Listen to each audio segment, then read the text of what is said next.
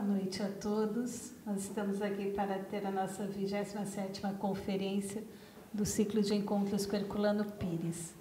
A palestra em comemoração ao centenário do professor Herculano.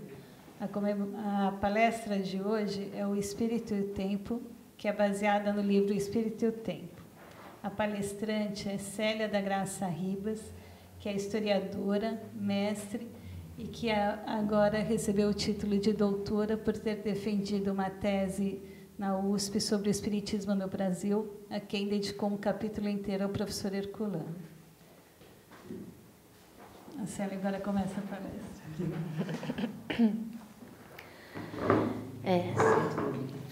Tá bom.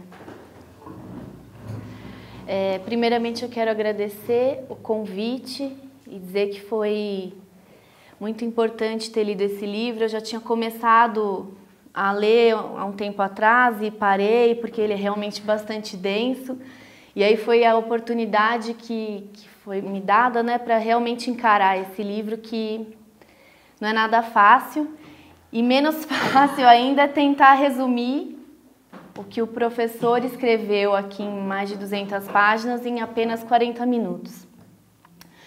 O que eu vou fazer aqui, então, para aproveitar cada segundo desses 40 minutos, é ler. Então, eu já peço desde já perdão se parecer algo monótono no princípio. Eu vou tentar dar uma dinâmica a isso tudo, mas é que eu não queria perder o tempo precioso para expor as ideias que, infelizmente, já vai ser um recorte do recorte do recorte aqui, porque realmente esse livro é bastante denso, é cheio de informações, enfim. E aí eu estava só com uma dúvida quanto à origem dele, né? E hoje eu pude, conversando com a Helena, filha do Herculano, aí ela me esclareceu de vez que realmente foi a pedido dela, foi feito esse livro, que na verdade era para ser dado um curso na Mocidade Espírita de São Paulo, onde ela tinha sido diretora de ensino, alguma coisa assim. Ela pediu ao pai que fizesse esse livro. Então essa é a origem do Espírito e o Tempo do Herculano.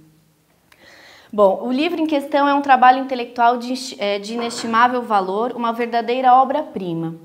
O Espírito e o Tempo têm como objetivo principal oferecer uma visão histórica do desenvolvimento espiritual do homem, como forma de conduzir o leitor à compreensão da doutrina espírita. Servindo-se da antropologia cultural, da história das religiões, da mitologia comparada e da filosofia, o professor desenvolve em seu estudo a tese espírita da mediunidade e as suas implicações na evolução do homem. Nele, o problema da mediunidade é colocado pela primeira vez em termos de uma antropologia cultural. Mas por que o professor lançou mão da antropologia, da história e da mitologia para explicar a mediunidade e, consequentemente, a doutrina espírita? Porque para Herculano, como ele nos mostra ao longo do seu livro, o espiritismo não é apenas uma doutrina, é também um processo histórico de longa duração e um processo gnoseológico. O que é isso? É uma forma especial do conhecimento. Como bem argumenta o professor, a teoria do conhecimento, que é um ramo da filosofia que trata da natureza, da origem e da validade do conhecimento, ela só se completa admitindo a realidade mediúnica. É a partir, portanto, deste ponto de vista que Herculano vai desenvolver o estudo. Em sua primeira edição de 64, o Espírito e o Tempo apresentava 3 partes.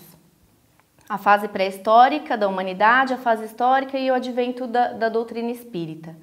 Já na edição posterior, Herculano acrescenta mais uma parte dedicada exclusivamente à prática mediúnica. No tempo de Kardec, introduzir alguém no estudo do espiritismo era introduzi-lo numa realidade nascente, numa verdadeira problemática em ebulição, num processo histórico em princípio de definição e, principalmente, numa nova ordem de ideias. Hoje, tratar da mediunidade sem o seu devido exame histórico e sem o conhecimento das suas raízes, mais do que flutuar em abstrações, é correr o risco de confundir, como fazem os leigos, mediunismo e espiritismo. Os fatos espíritas, assim chamados os fenômenos ou manifestações mediúnicas, são de todos os tempos. As práticas mágicas ou religiosas, baseadas nessas manifestações, constituem o que podemos chamar de mediunismo. A palavra mediunismo, criada por Emmanuel, para designar a mediunidade em sua expressão natural, é adotada no livro por Herculano e corresponde às práticas empíricas da mediunidade. Dessa maneira, temos as formas sucessivas que ele nos mostra do mediunismo primitivo, mediunismo oracular, mediunismo bíblico, só atingindo a mediunidade positiva no horizonte espiritual quando surge o espiritismo. Somente com o espiritismo, a mediunidade passa a ser entendida como uma condição natural da espécie humana, recebendo agora a designação precisa de mediunidade. O espiritismo se serve dos fatos mediúnicos como de uma matéria-prima para a elaboração dos seus princípios, exatamente como a hidráulica se serve das quedas d'água ou do curso dos rios para a produção de energia. Herculano, de forma bastante resumida, escreveu na primeira parte do livro: a história da mediunidade inicia-se com o culto dos seres inanimados e com o culto dos ancestrais na era tribal. Desenvolve-se com os cultos místicos da era agrária, depois com a fase oracular das civilizações antigas e clássicas, em seguida com o profetismo bíblico na era profética, para desembocar na teologia medieval e no racionalismo renascentista, e atingir, por fim, a era da mediunidade positiva no mundo moderno. É exatamente a essa visão histórica da mediunidade que o Herculano vai dedicar as mais de 200 páginas do seu trabalho. Com esse propósito, o professor divide o desenvolvimento cultural do homem em 5 fases, que ele denomina horizonte tribal, horizonte agrícola, horizonte civilizado, já estou no 4º, horizonte profético e horizonte espiritual. Os horizontes culturais são os meios em que se desenvolveram as diferentes fases da evolução humana. A expressão é metafórica, né? Chama-se por horizonte primitivo o mundo do homem primitivo. A palavra horizonte mostra que devemos encarar esse homem dentro dos limites de sua visão, de todas as condições do meio físico e social em que vivia, ou seja, dentro da paisagem cultural fechada pelos horizontes do seu mundo. Podemos assim examinar cada fase em seu meio, cada homem em seu mundo. Esclarecidos estes pontos, a gente vai começar então a falar sobre os diferentes horizontes. O primeiro deles, o horizonte tribal. Se consultarmos as obras dos mais eminentes antropólogos e sociólogos, notaremos que todos concordam em reconhecer que a crença na sobrevivência do espírito humano se mostra universal. O primeiro fato concreto a surgir no horizonte primitivo no tocante a esse problema é o da existência de uma força misteriosa que impregna ou imanta coisas e objetos, podendo atuar sobre as criaturas humanas também. Essa força é conhecida pelos nomes polinésicos de mana ou orenda, como a gente aprende na antropologia. Considerada em geral como imaginária, essa força produz os mais estranhos fenômenos. Mas para uma visão espírita, como nos ensina Herculano, mana ou orenda não é uma força imaginária, mas uma força real, concreta, que se confirma e se afirma através de ampla fenomenologia verificada nas mais diversas regiões do mundo. O segundo fato concreto do horizonte tribal, também universalmente afirmado, é o da existência de espíritos. Antropólogos e etnólogos costumam estabelecer arbitrariamente certa distância de aparecimento entre os dois. O Herculano, entretanto, ele rejeita essa tese para sustentar a simultaneidade de ambos. Lembra que nenhuma pesquisa ou observação revelaram essa pretensa sucessão dos fatos. Vemos neste estudo do professor que as superstições dos homens do passado, as suas práticas mágicas, não eram nem podiam ser de natureza imaginária e abstrata. Decorriam, como tudo na vida primitiva, de realidades positivas e de fatos concretos, conhecidos naturalmente dos homens do passado, como sempre foram e são conhecidos pelos homens de hoje. O aparecimento desses dois fatos espirituais, ou seja, a ação de uma força misteriosa e as entidades espirituais, ele deve ser considerado, entretanto, juntamente com o problema do que ele denominou antropomorfismo, que é o quê? É a fase em que o homem ainda não desenvolveu suficientemente o seu psiquismo e interpreta todas as coisas em termos exclusivamente humanos. Quer dizer, ele aplica ao exterior as noções rudimentares que possui da natureza humana, dando forma humana aos elementos naturais. Podemos aqui aplicar o princípio de Pitágoras, segundo o qual o homem é a medida de todas as coisas, mas é uma medida ainda afetiva, sem o controle da razão. É pelo sentimento e não pelo raciocínio que o homem humaniza o mundo.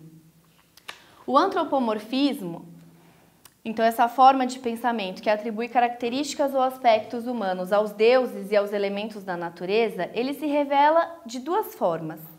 A primeira delas é a forma vital, ou seja, aquela em que o homem primitivo projeta nas coisas o seu sentimento vital, dando vida às coisas inanimadas. A segunda é a volitiva, em que o homem projeta a sua vontade e por isso mesmo personaliza as coisas. E depois ele vai dar o que? Alma a essas coisas, que seria o que a gente chama na antropologia de animismo. O homem interpreta as coisas de acordo com as suas experiências vitais. A razão, ela se forma na experiência. O homem enquadra o mundo nas categorias nascentes da razão. Enche essas categorias, como queria Kant, com o conteúdo das sensações. Mas as categorias elas não são estáticas nem fixas, elas são dinâmicas, elas são a própria experiência em movimento. E essa experiência ela implica os fatos supranormais, ou seja, o contato do homem primitivo com essas forças estranhas e com esses seres estranhos. Podemos formular uma verdadeira escala da adoração no mundo primitivo. Embora seus graus possam ser simultâneos e não sucessivos, o simples fato de existirem esses graus mostra que a adoração, resultando de um sentimento inato ao homem, desenvolve-se num verdadeiro processo.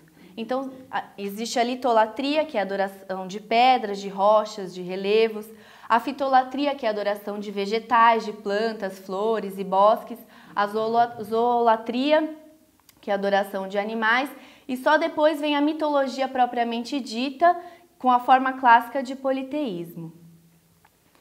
Se encararmos todo esse problema dentro apenas da teoria do antropomorfismo, ou mesmo do animismo, que são teorias caras para a antropologia, seria difícil ou mesmo impossível explicar a sua persistência nas fases posteriores da humanidade, porque a ideia é que a gente vá se libertando de alguns conceitos ou noções que foram do passado. Só que essas ideias elas continuam, elas permanecem.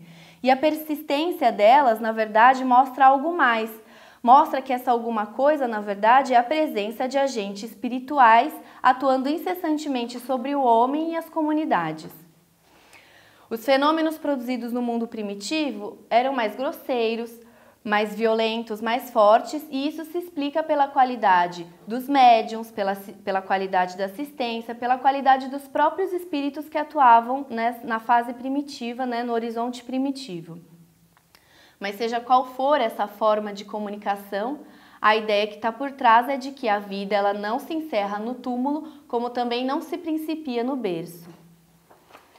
Quando passamos para o horizonte agrícola, que é o segundo horizonte que o Herculano nos mostra, ou seja, o mundo das primeiras formas sedentárias de vida social, vemos o animismo tribal desenvolver-se no plano da racionalização.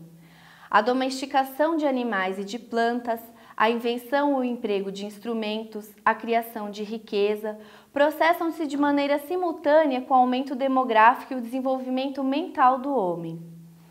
Há um aprofundamento da crença nos espíritos, no sentido de personalização, envolvendo os aspectos e os elementos da natureza. A experiência concreta que deu ao homem primitivo o conhecimento da existência dos espíritos, alia-se agora ao uso mais amplo das categorias da razão.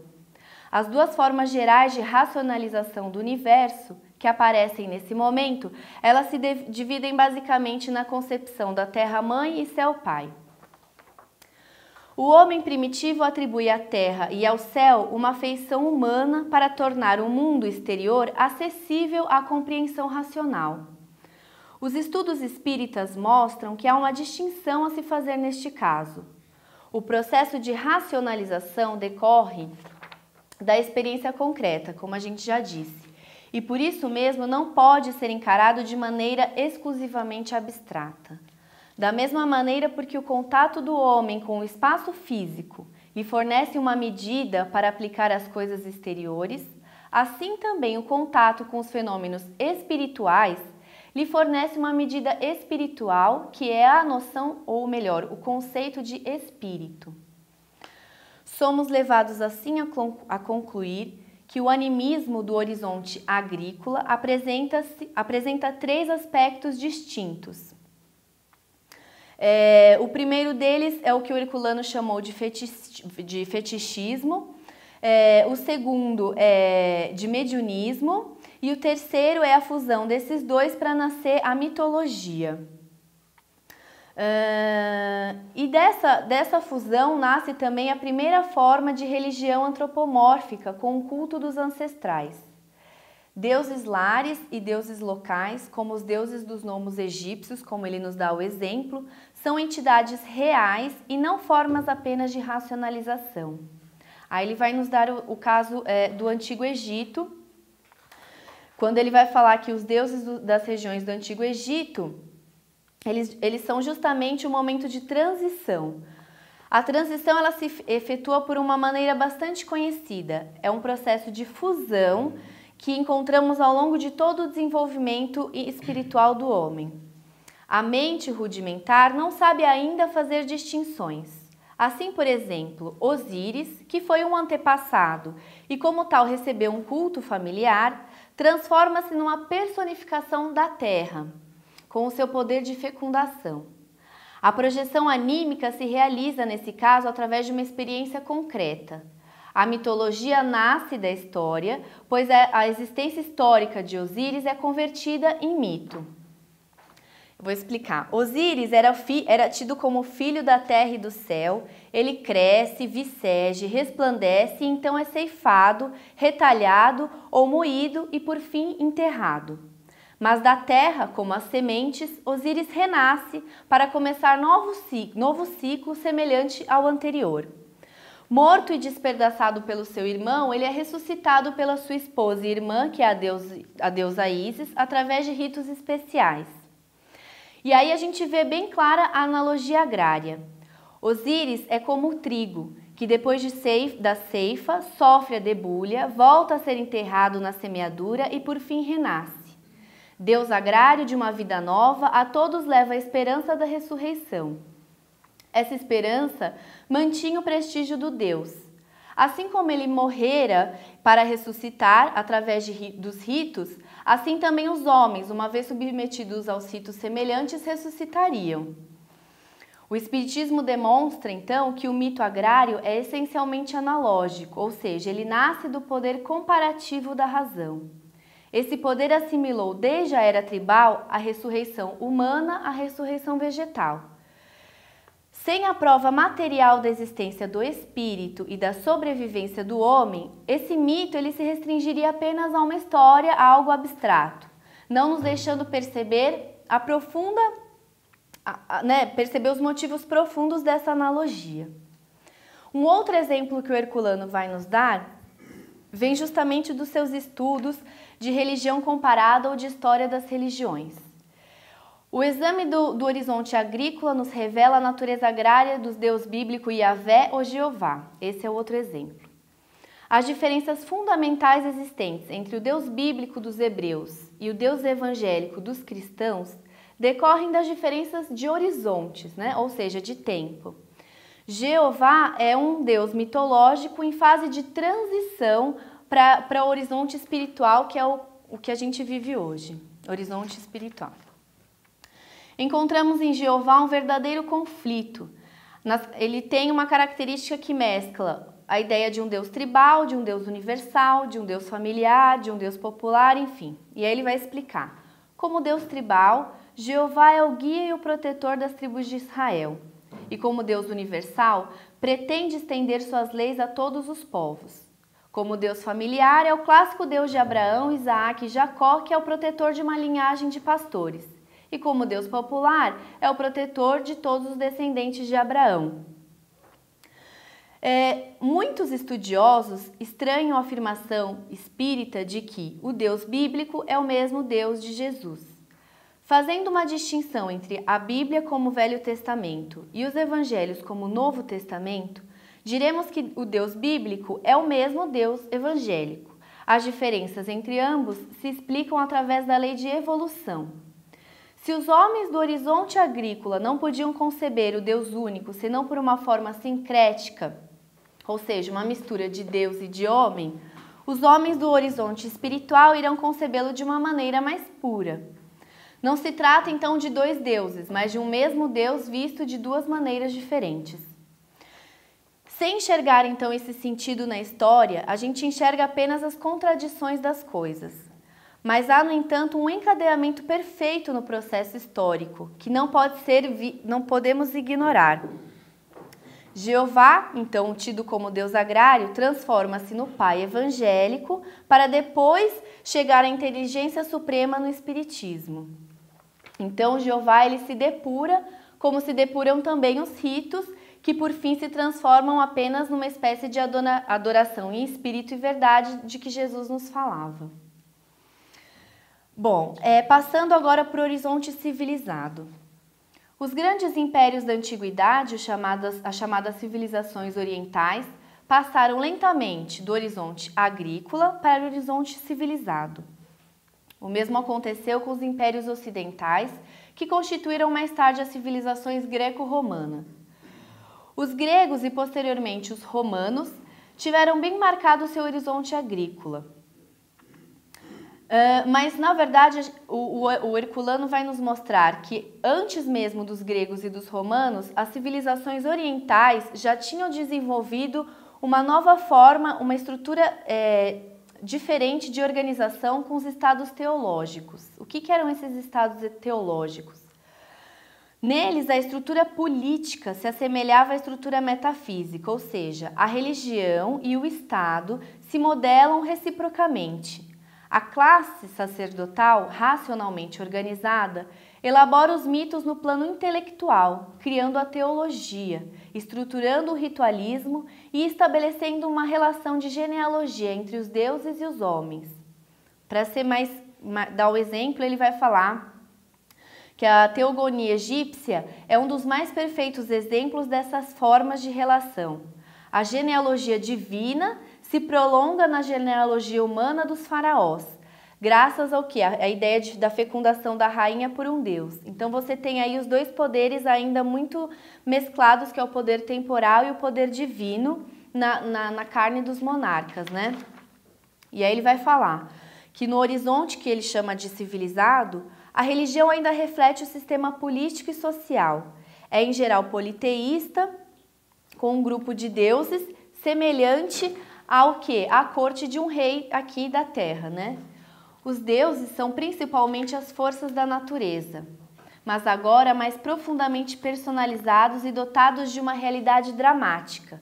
Aí ele vai falar que essa realidade dramática ela pode ser vista, por exemplo, na mitologia greco-romana, com toda a história dos deuses e a personificação desses deuses, cheios de vícios e virtudes, com uma história bastante cheias de simbolismos, né, entre eles, e ele dá alguns exemplos de Zeus, da Palatenas, e como é que cada um desses deuses ainda eram relacionados a alguma força da natureza, como por exemplo o Apolo era relacionado à distância, então ele era também relacionado à ideia do sol, e enfim, ele vai dar uma série de exemplos para explicar toda essa relação. Por exemplo, Dionísio, que era o deus grego equivalente ao Baco, deus dos romanos, ele simboliza o ciclo os ciclos vitais, das festas, do vinho, também da insânia, mas enfim, cada deus vai ter toda uma história particular e bastante cheia de simbolismo.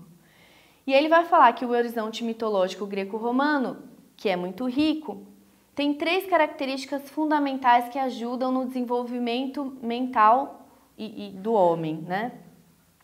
Que são a capacidade de formulação de conceitos abstratos, a capacidade de formulação de juízos éticos e morais e a capacidade de formulação de princípios jurídicos. Dessas funções todas vai surgir depois, como uma das mais belas afirmações, a ideia de indivíduo. Como nos mostra Herculano, no horizonte civilizado, o homem se liberta de si mesmo, da sua condição humana, construída penosamente através das estruturas sociais. Então, na organização tribal, ele se libertou da condição animal e do julgo absoluto das forças da natureza para elaborar a sua condição própria. Na organização agrícola, ele aprende a dominar a natureza e submetê-la ao seu serviço. Só que ele ainda cai prisioneiro da estrutura social. No horizonte agrícola, ele começa a romper, então, essas ligações, esses liames da organização social, para descobrir-se a si mesmo, o que só fará quando se tornar um indivíduo. O homem supera, então, a natureza desde o momento em que se torna capaz de organizar-se em sociedade. Nesse momento, ele deixa de ser o homem gregário das cavernas para adquirir uma nova natureza, tornando-se um homem político, ou seja, um ser social. Dessa maneira, o ser biológico é superado por uma forma nova de ser. Só que Herculano nos explica que superar a natureza não quer dizer apenas dominá-la, adquirir poder sobre as coisas exteriores. Superar a natureza significa superar-se a si mesmo. O horizonte civilizado marca então essa fase de superação do antigo homem político para um ser moral agora. E aí ele vai falar que nessa fase do desenvolvimento cultural do homem, os oráculos é que dominavam todo o horizonte, né? O horizonte civilizado que ele nomeou. Na verdade, os oráculos serviam de orientação para toda a vida urbana e rural, política e religiosa. E aí ele põe uma simples pergunta, mas o que eram esses oráculos? O oráculo, na verdade, ele aparece de diversas formas na história. Tem vezes que ele aparece como a própria divindade, outras vezes ele é aquele momento de resposta às consultas. Muitas vezes pode ser tido como santuário ou como templo, ou mesmo como médium que recebe o nome de pitonísia, ou o local mesmo da consulta. Então, na verdade, a palavra ela se refere a várias coisas ao mesmo tempo e a todas elas em conjunto. Isso porque, como o professor nos explica, a mentalidade ainda não sabia distinguir a força misteriosa que age, nem mesmo a maneira pela qual ela agia. Então, tudo recebe ainda o mesmo nome de oráculo. Mas aí ele vai falar, então, que os oráculos eles não são simples formas de culto religioso ou um simples local. A sua estrutura, que é muito complicada, ela está baseada numa concepção de mundo que existia na época. O fenômeno mediúnico aparece aí como um mistério. Nada o explica, nem pode explicá-lo e nem deve atrever-se a tanto. O tabu se impõe de maneira vigorosa ainda e só depois é que vai desenvolver uma forma, né, de explicação. Mas a ideia que ele quer colocar é que nasce então a ideia com os oráculos de algo que é sagrado. Ainda não se pode encostar, mas já está começando a ser um pouco mais bem definido. E aí ele só vai conseguir ser definido um pouco mais com a individualização do homem. E aí ele vai explicar o que é isso, como é que se dá esse processo. O gregarismo primitivo permanece, como a gente viu, até o horizonte agrícola.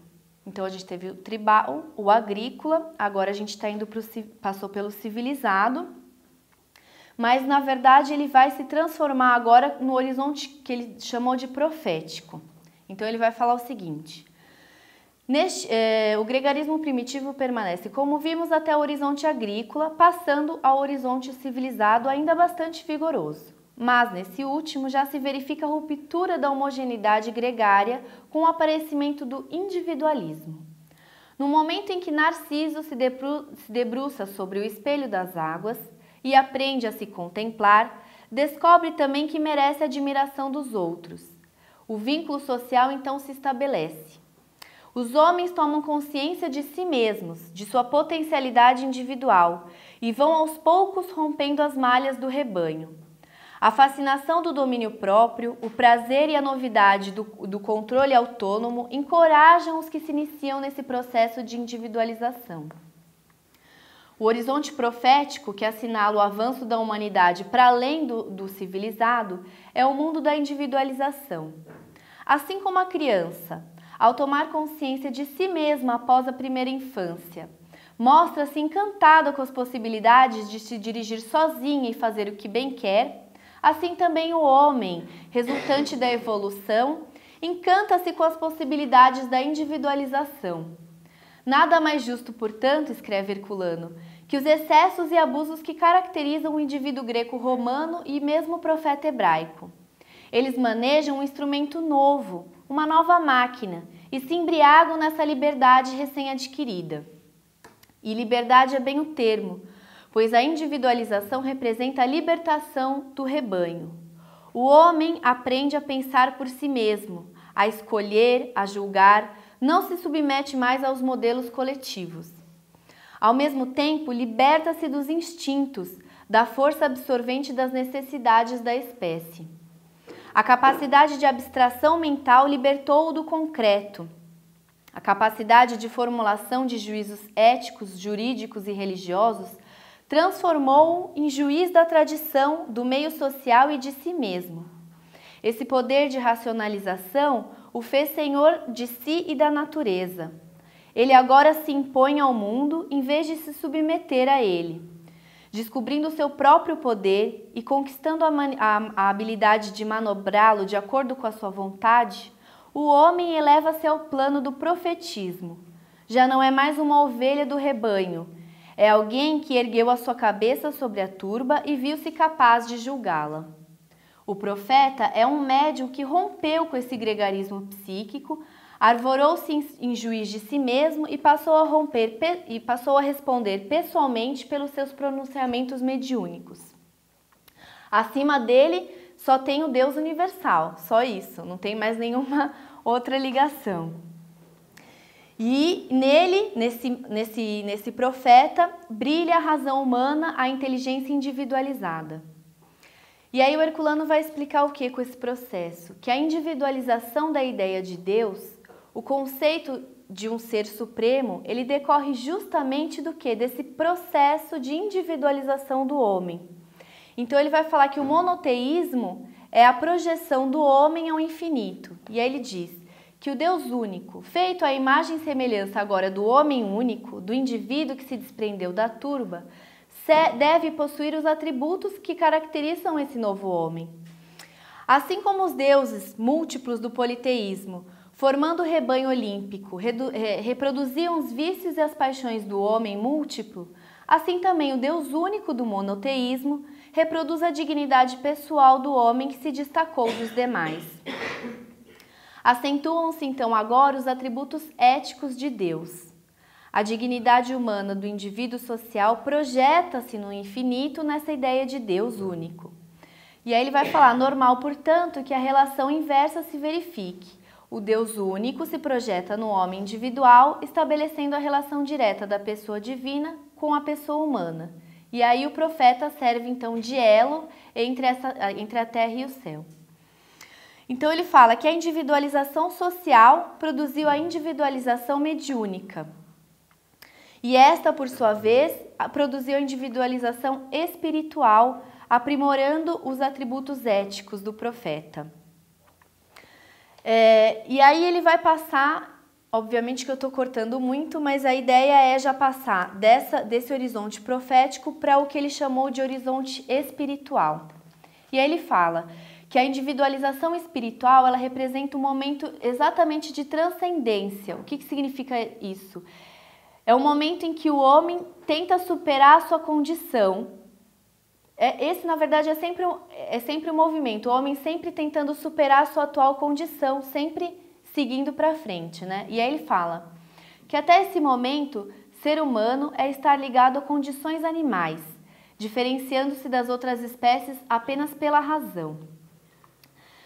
Aí ele fala, há deuses e homens. Os deuses são entidades espirituais superiores que vivem nos intermúndios, gozando do privilégio da imortalidade. Os homens seriam essas criaturas efêmeras escravizadas ao solo. Mas quando a evolução mediúnica abre as perspectivas do horizonte espiritual, o homem descobre que ele e os deuses são semelhantes e por isso mesmo se eleva sobre a condição humana, atingindo a condição divina. Aí ele vai dar um exemplo interessante.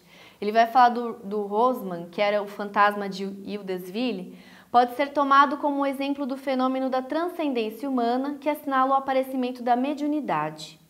Não encontramos mais em Hildesville o profeta bíblico, nem o oráculo e o pajé, nem o médium, mas um médium, ou seja, um indivíduo que se tornou capaz de servir de intermediário entre os seres espirituais e os seres carnais, agora que a gente entende os dois da mesma natureza. Esse Rosman, para quem não se lembra, era o mascate que tinha sido morto naquela casinha de Hildesville, e aí ele transcende essa condição material, mas ele continua ainda como homem no plano espiritual. Então, de mascate ele passa a espírito, e como espírito ele se comunica com as meninas da família Fox. É ele que estava lá se comunicando com as meninas. Então, aqui a gente já não está mais no plano místico nem misterioso do mediunismo, mas a gente já está no plano de uma mediunidade positiva. No plano racional de uma mediunidade positiva, como explica Herculano. Vemos assim que o aparecimento do horizonte espiritual, que é o que a gente vive agora, é uma decorrência da evolução mediúnica. Mas vemos também que essa evolução se realiza num longo processo histórico, juntamente com a evolução mental, intelectual e espiritual do homem. A transcendência humana que caracteriza o horizonte espiritual não significa uma fuga ou uma deserção das condições humanas. Pelo contrário, significa o aparecimento dessas condições, permitindo a superação da animalidade e a transferência do homem para o plano antigamente reservado às divindades. Mas ele fala que nada disso é feito como um passe de mágica, obviamente. E ele vai falar que tornar-se divino é o próprio destino do homem. O divino é aquilo que está acima do humano, assim como o humano é o que está acima do animal. Do animal ao homem há uma distância de superação. Do homem ao divino há também uma distância, e essa distância, ele diz, não é vazia. Ela é superada através das experiências e das vivências. E aí ele vai falar, então tá, e como é que é agora a nova concepção de Deus? E aí ele vai recorrer ao Livro dos Espíritos, com aquela primeira pergunta, o que é Deus? E aí Kardec vai responder, Deus é a inteligência suprema, causa primária de todas as coisas.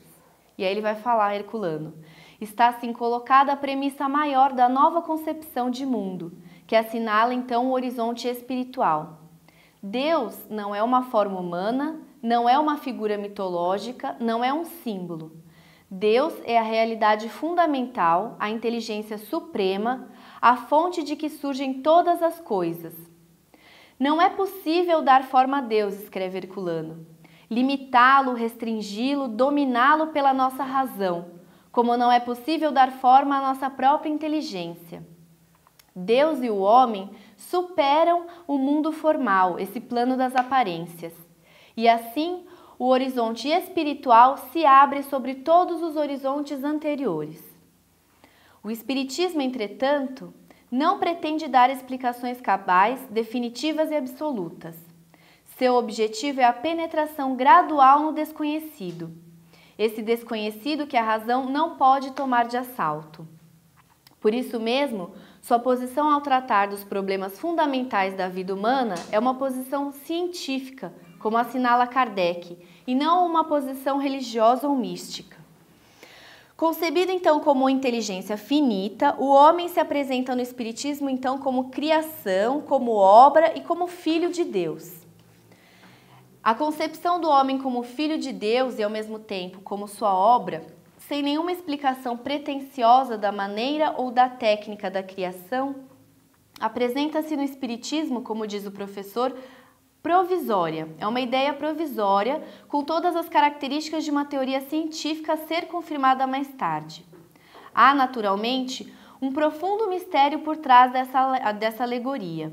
O Espiritismo, diz ele, está consciente disso, mas também está consciente de que não há outra maneira racional de enfrentar o mistério senão essa. A razão demonstra ou exige um processo criador e, consequentemente, uma força criadora. A intuição humana, latente em todos os homens e imanente na espécie, desde todos os tempos, faz pulsar o coração diante do mistério, como nas bordas de um abismo. E todo aquele que não teme equilibrar-se no abismo sabe, por intuição ou por exigência da própria razão, que há uma inteligência suprema e que ela atua no universo. Não há como escapar disso. E os próprios espíritos, eles afirmam essa ideia através da mediunidade. Deus não expende simples centelhas nem fabrica inteligência. É antes uma fonte criadora, um Pai Supremo, que gera filhos na matriz misteriosa do universo. Vemos que existe, nesse aprofundamento da ideia de Deus, um avanço na concepção do poder criador de Deus.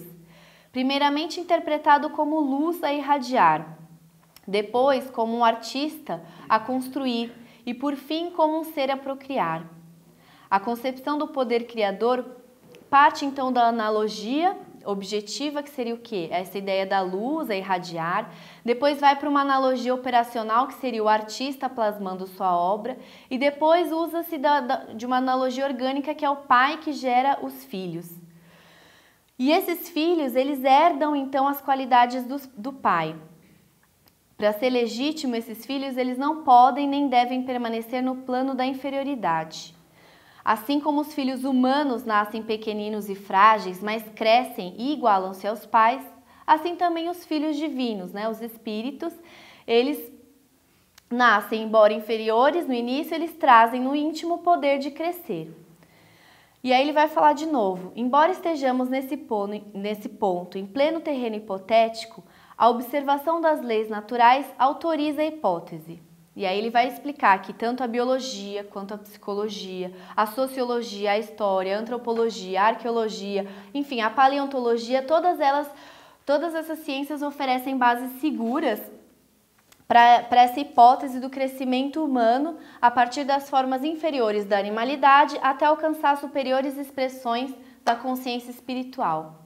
E aí ele vai falar então que o Deus Pai de Jesus transcende aquele Deus familiar de Abraão, supera a natureza tutelar dessa concepção judaica, e aí ele vai falar que o Deus então já não é mais o guerreiro do Deus bíblico, mas já é um Deus mais amoroso, mais justo, que não faz discriminação, que não exige culto externo, que não exige intermediário. E aí ele fala que agora a religião espiritual, desprovida então de culto externo, iluminada pela razão, individualiza-se. O cristão não precisa do sacramento de um sacerdote, nem do beneplácito de uma igreja, mas tão somente da pureza da sua própria consciência. É evidente que tudo isso não se realiza de um dia para o outro e é o que o Herculano tenta mostrar, pormenorizadamente no seu livro. E aí ele vai falar o quê? E o próprio Jesus, quando se chamava a si mesmo de semeador, dizia isso, porque ele conhecia o lento processo dessa semeadura, da germinação dessas ideias. Bom, vemos então que a compreensão do universo e da vida não pode ser simples, como o Herculano nos mostra. Encarar o universo e a vida através somente de um olhar científico, aí ele vai falar, equivale a ver apenas a aparência exterior, que é a realidade física. Reduzir essa compreensão a um sistema filosófico também não é o suficiente porque submete aos caprichos de uma interpretação.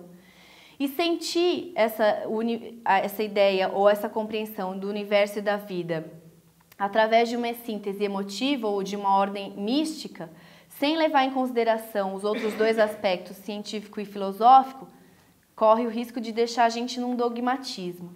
E aí ele vai explicar então como a doutrina espírita vai nascer e vai ter que ser encarada então sempre por esses três aspectos, de acordo com toda essa evolução que ele vem explicando.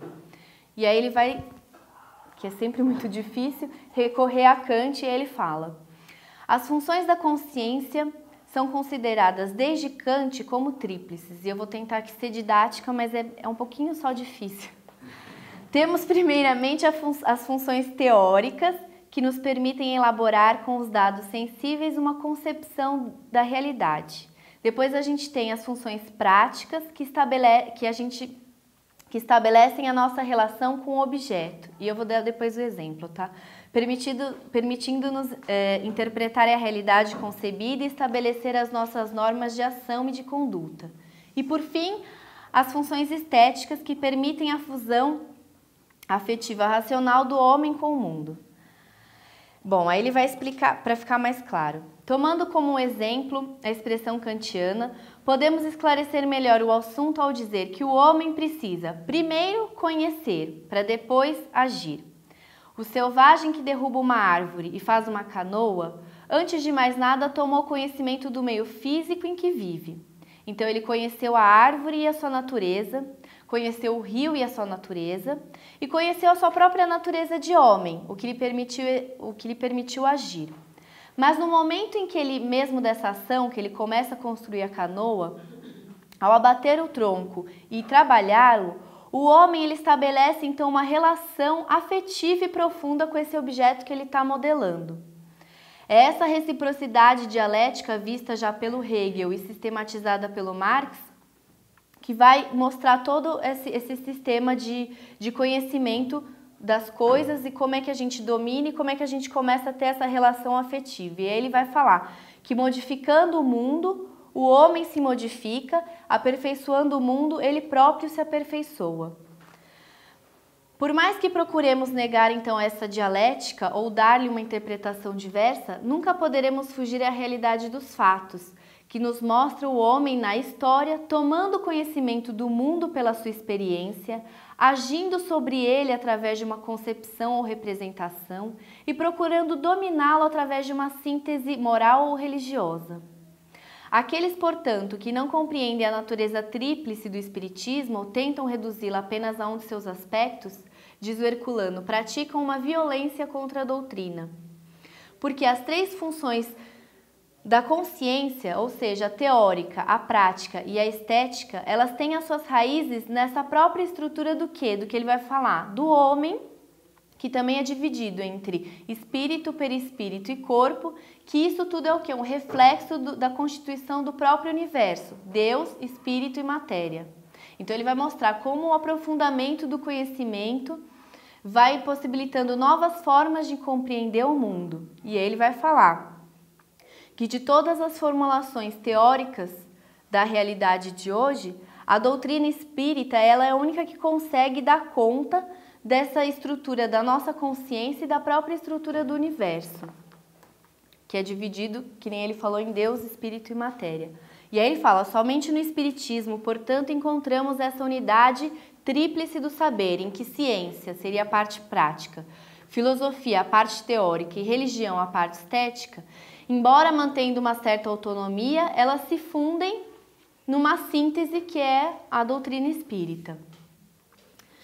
E aí Herculano, eu já estou quase terminando, tá?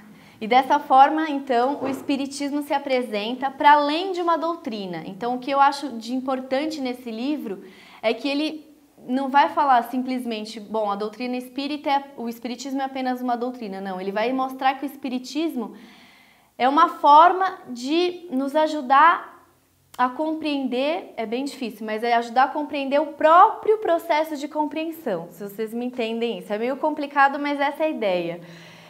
Ele ajuda a gente a ver o homem se relacionando com a natureza, se relacionando com os demais homens, desenvolvendo formas diferentes de relacionamento social, de novos sistemas culturais e como isso tudo vai mudando e vai ampliando a capacidade de visão do homem, como é que ele vai reestruturando e reelaborando então as explicações sobre o homem, o universo, nossa existência, o sentido da existência, enfim. Então, ele vai mostrar uma nova face, uma nova faceta, ou melhor dizendo, do espiritismo, que não se resume então a apenas uma doutrina.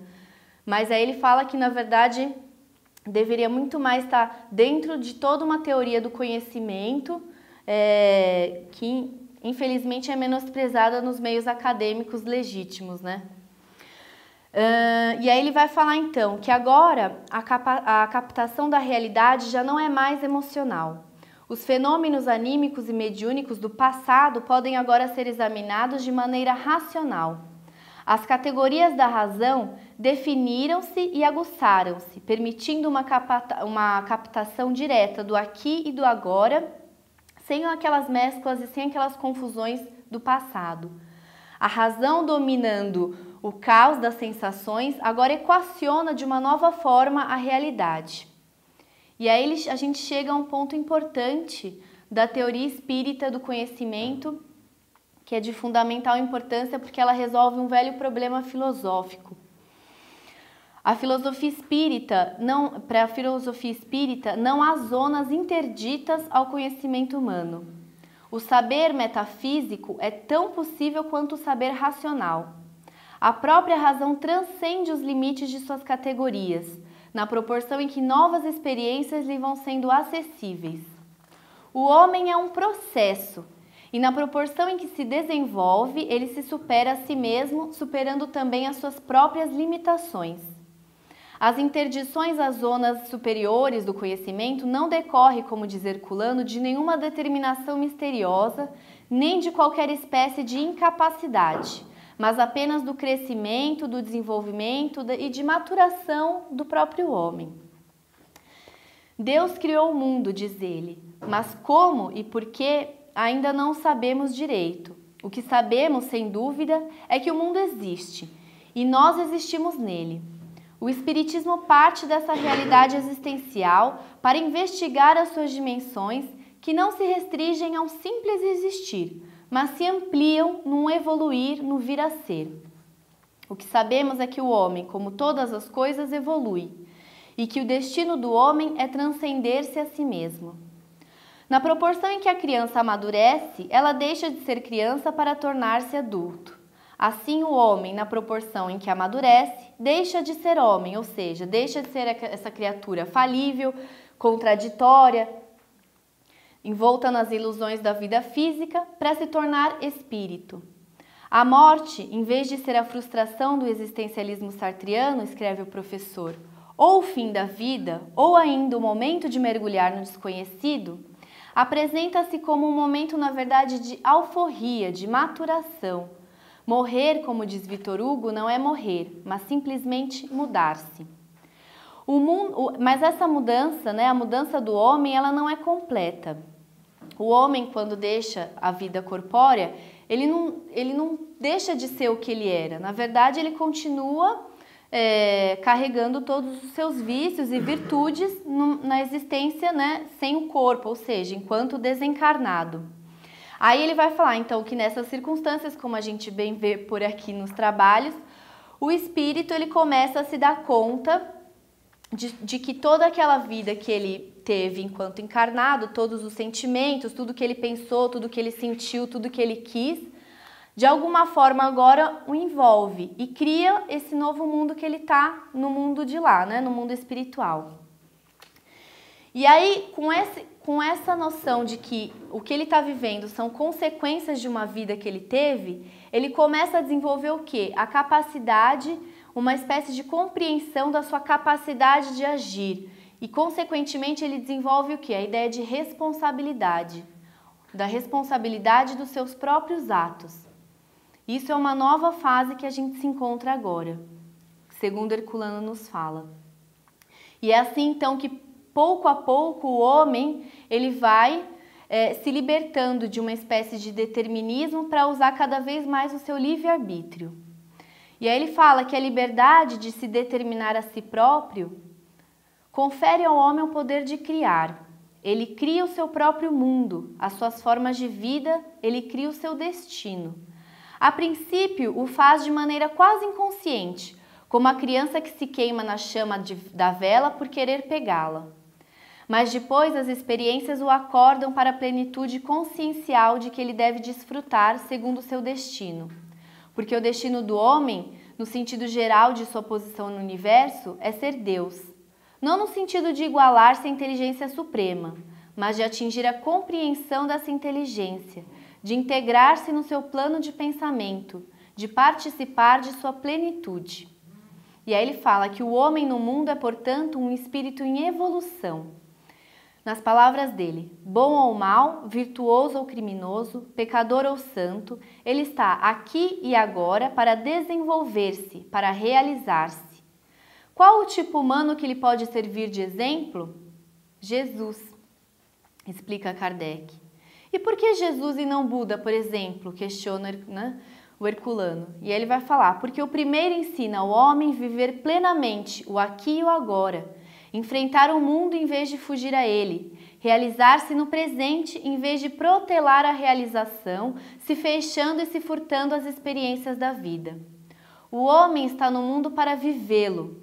Só através dessa vivência ele consegue atingir Deus. Bom, restaria perguntar como se explica então a finalidade desse imenso processo. Em que resultaria, afinal, esse desenvolvimento de tudo, de todos, de todas as coisas, nos rumos da perfeição e da inteligência?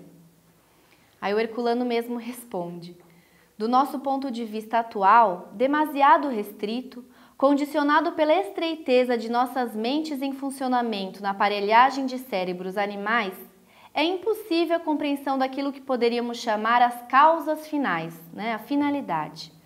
As deficiências da linguagem humana mostram que seriam vãs a pretensão de investigar o princípio e o fim das coisas. Mas aí ele fala que, ao mesmo tempo, o Espiritismo nos acena com as possibilidades futuras, mostrando-nos como, a cada giro sobre a Terra, o nosso avanço no tempo equivale ao nosso desenvolvimento psíquico. E aí ele diz que ele nos mostra que compete a cada um de nós e a todos nós em conjunto superarmos as nossas limitações, através do nosso desenvolvimento, através do desenvolvimento social e através do desenvolvimento do conhecimento. E é então essa busca constante de conhecimento, essa busca constante de compreensão do mundo e das coisas, essa busca constante da evolução espiritual que Herculano nos convida nesse livro.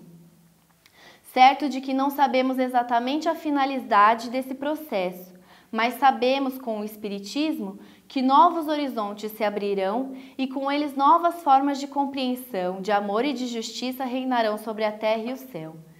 E aí a gente pode fechar dizendo o seguinte, que entender o homem no seu horizonte é entender as suas capacidades e as suas limitações, mas também as suas potencialidades. Entender o homem no seu horizonte é entender, por fim, o espírito e o tempo. É isso.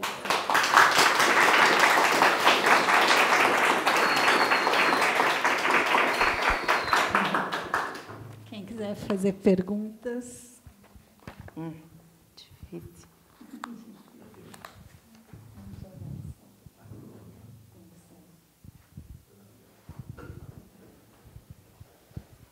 O professor ele fez uma colocação assim, do espírito ao longo do tempo, e que basicamente, se eu bem entendi, nesse processo de individualização dele, teoricamente ele vai se corrompendo, né?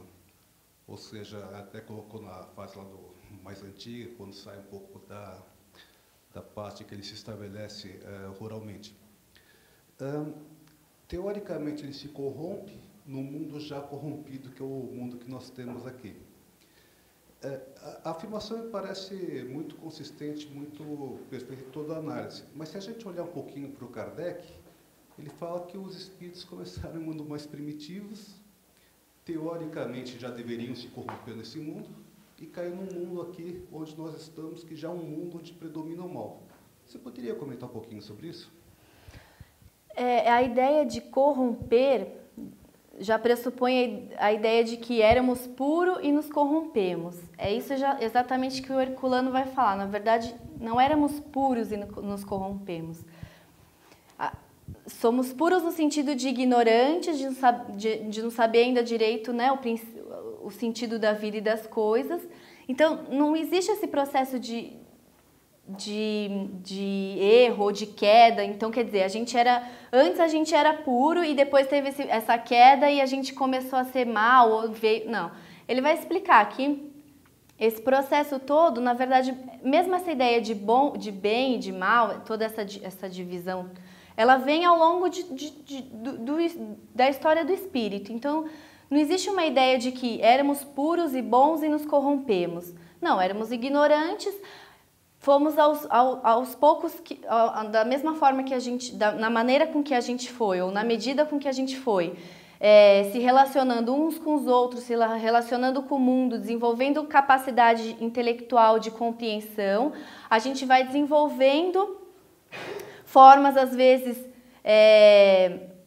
tidas por vezes más, né, de dominação de um pelo outro, mas na verdade isso tudo são experiências importantes para a gente conseguir entender que não é assim que a gente tem que agir, senão de uma outra forma. Então a gente tem que vivenciar, bem ou mal, todas essas experiências para a gente conseguir entender e compreender por que temos que ser bons. A questão não é você tem que ser bom e pronto. Acho que a experiência mostra o porquê de tudo isso, né? Então é necessário todo esse processo. Então a ideia de se corromper como se antes éramos puros e depois deixamos de ser, acho que é uma ideia ainda muito anterior, né? Muito pautada naquela ideia de queda do homem, né? Que é muito, muito comum, por exemplo, na própria Igreja Católica, ou mesmo com a ideia da queda do Adão, né? Da Eva e Adão e tal.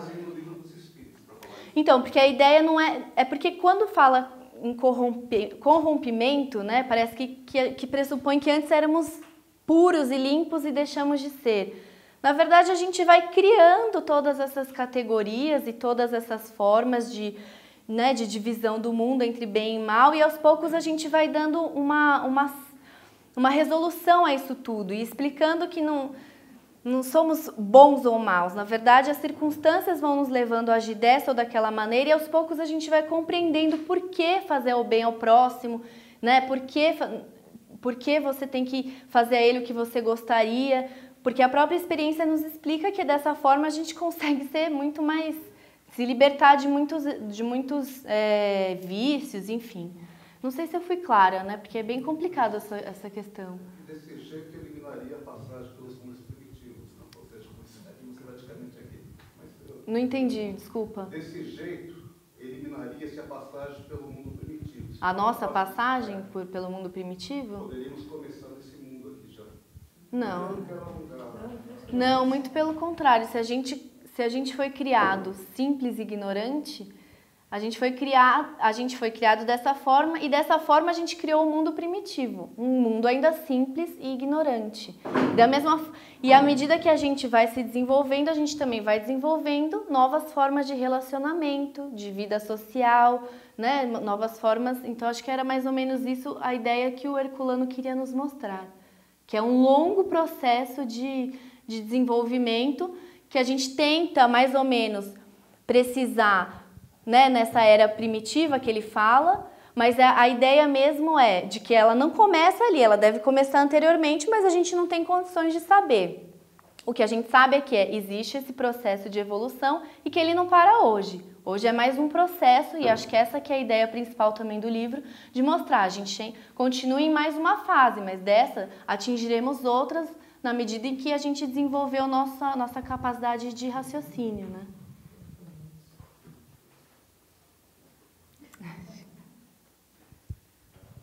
Célia, muito obrigado também por nós aqui estudamos esse livro algumas vezes aqui no centro e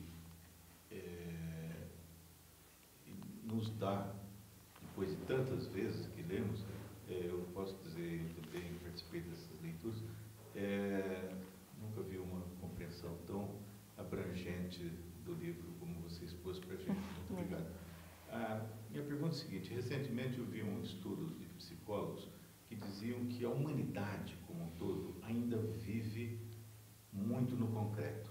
A capacidade de abstração das pessoas, por que tem que viver uma vida difícil, de lutas, de trabalho e tal, ainda é muito restrita à abstração. E a gente nota isso até no próprio espiritismo, muitas pessoas que têm necessidades ainda de viver alguns rituais e não conseguem se desapegar de rituais, de estruturas. Algumas até começam a endeusar os médiuns como se fossem sacerdotes e coisa e tal. Por outro lado, os acadêmicos, talvez até a sociologia, nos diz que as religiões foram criadas para dar conta do desamparo do homem, que à medida que ele cresce em inteligência e domínio da natureza, ele não precisa mais das religiões. Como é que você vê isso? Bom, com relação à medida em que ele cresce e não precisa mais da religião, realmente os acadêmicos podem falar isso, mas o Herculano falaria isso da mesma forma. Ele falaria assim, crescem e não precisam da religião em que sentido? Você não precisa mais de um grupo restrito de sacerdotes ditando formas de ação, não precisa mais de um grupo, de uma elite desenvolvendo teologias. A ideia que eu acho que até que ele fala no próprio Agonia das Religiões é isso. A gente não precisa mais dessa estrutura arcaica de religião, né, com um grupo de sacerdotes ou uma elite intelectual elaborando mitos, elaborando explicações. Isso tudo tende a desaparecer quando a gente começa a perceber que essa relação, essa intermediação desses grupos ou dessa forma religião, né, então a intermediação disso para atingir Deus ou a compreensão do universo e das coisas, ela tende a desaparecer com a própria evolução e com a própria capacidade de raciocínio, de entendimento do homem. É evidente que, quando Herculano mostra essa linha de tempo e divide entre os horizontes tribal, primitivo, agrícola, profético e tal, isso tudo é um esquema que ele mesmo fala, que ele divide para a gente ter conseguir compreender melhor. Então, é uma forma didática de compreensão. Mas ele vai falar, obviamente, que essas formas tidas como arcaicas ou que eram predominantes num tempo passado, ainda continuam existindo hoje. Isso faz parte, elas não deixam de desaparecer. Mas elas não desaparecem, mas tendem a desaparecer aos poucos. Ele fala que, obviamente, que ainda existe a necessidade de alguns espíritos de estabelecer esse contato com o mais além, com o sagrado, ainda através de rituais e tal, mas que a ideia que o Espiritismo vai mostrar é que isso tudo vai, aos poucos, se desaparecendo, porque vai mostrando que não é necessário esse meio para atingir a compreensão das coisas ou para dialogar com o que ele fala, né, com os com a divindade, enfim, exatamente, que isso tudo vai desaparecendo aos poucos. Mas eu ia falar alguma outra coisa que você tinha perguntado e agora eu esqueci. Sobre viver no concreto, né? Da capacidade de abstração. Não, o que eu compreendo disso é que o mundo em que a gente vive, de uma forma geral, faz o quê? Com que todos os espíritos aqui encarnados, eles estão mais ou menos no mesmo nível evolutivo, né? Por isso que a gente está todo mundo junto. Só que se você olhar assim num todo, você não consegue ver algumas variações que existem entre a gente, né? Então, existem, obviamente, pessoas que têm mais apego ou conseguem entender as coisas muito mais de uma forma mais material e outras um pouco mais de uma forma mais abstrata. Só que isso não implica que a pessoa que compreende ou que tem capacidade de abstração não implica necessariamente que seja uma pessoa também moralmente mais evoluída. São coisas distintas, né? Muitas vezes aquela pessoa que acende uma vela e faz uma prece é muito mais evoluída moralmente do que aquela que escreve um compêndio filosófico extremamente abstrato, mas que humilha, sabe, o inferior social a ela, sabe? Então, quer dizer, na verdade, a gente tem que ter um pouco, né, dessa jogo de cintura para analisar todas essas escalas e todos esses aspectos nossos, né?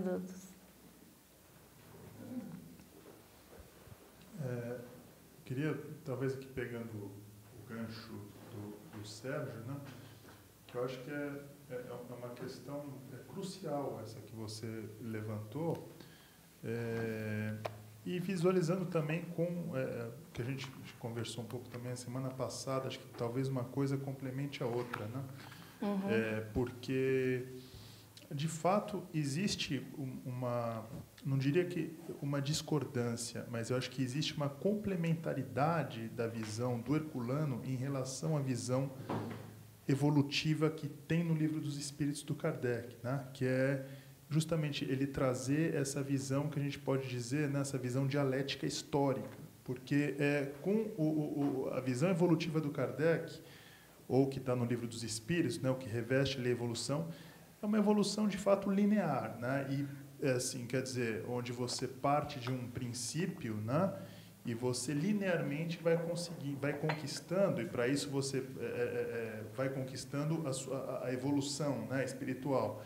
E para isso, muitas vezes tem que se valer de uma imagem que talvez não seja aquela imagem mais exata que diga respeito ao processo evolutivo, que é o do corrompimento, né? Talvez seja aí haja uma dotação moral que não seja muito exata mesmo, né? Essa do corrompimento. Como o Herculano traz, eu talvez acho que, né, ele foi mais kardecista do que o próprio Kardec, se a gente for dizer assim, porque não se trata talvez mesmo de corrompimento, ainda que esteja presente ali. Se trata mesmo de um movimento, né, de evolução onde você tenha que passar por aqueles processos, né, que são processos, em determinado momento pode ter um viés de negação, um viés negativo, um viés de sofrimento, mas que já traz dentro daquele próprio sofrimento a sua libertação para um patamar superior, né? Talvez a gente também possa falar, mas aí depende de um ponto de vista, né? Depende de você encarar aquilo lá como um momento negativo do espírito, como um momento de corrompimento para depois você atingir o patamar superior. Eu acho possível também. Não é que assim uma interpretação negue a outra, mas eu acho que são assim, mas de uma maneira ou de outra é só para sublinhar que de fato assim é uma questão muito complexa, né, que talvez merecesse mais e mais e mais discussões. O que o Herculano tenta mostrar é que a gente não pode olhar as fases anteriores da história com o olhar e com o julgamento de hoje. A gente tem que compreender esse homem e todo o sistema de valor e o sistema de crenças desse homem de acordo com o horizonte dele, de acordo com o que estava naquele momento. Porque muitas vezes a gente tende a ver, então, éramos mal ou e tal, e hoje não. Não, a gente tem que relativizar nesse sentido, é isso que ele tenta mostrar, né? O espírito no tempo. Então, como é que a gente vai adquirindo todo esse processo de conhecimento, enfim, eu acho que isso que é uma das coisas importantes que ele mostrou nesse livro, né? Sério? Na realidade, se a gente...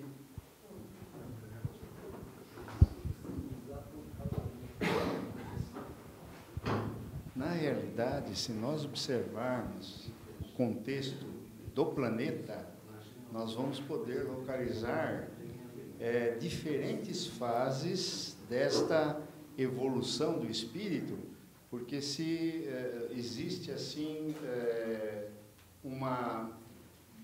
vamos dizer, exemplos de espíritos que se encontram numa situação primitiva e nós temos os exemplos e temos a possibilidade de localizar essas diferentes fases de evolução do espírito neste contexto atual.